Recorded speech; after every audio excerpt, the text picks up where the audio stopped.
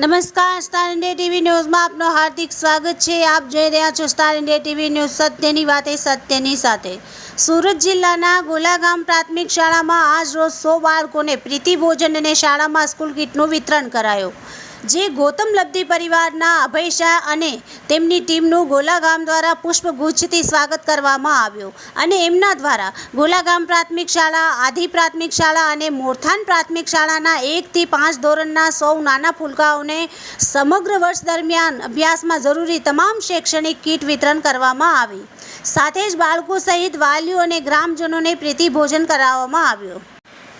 ગૌતમ લબ્ધી પરિવાર મુંબઈ અને સુરત ભાવેશ સંઘવી, અભય શાહ, સુરાંગ મહેતા, મહેશ દેસાઈ, શ્રેનિક મહેતા, અનુજ શાહ, નીરવ શાહ તથા મેહુલભાઈ મુંબઈ અને સુરતના સંયુક્ત ઉપક્રમે છોકરાઓને પ્રોત્સાહન આપ્યું અને આગળ ભણી પ્રગતિ કરોના આશીર્વચન પાઠવ્યા।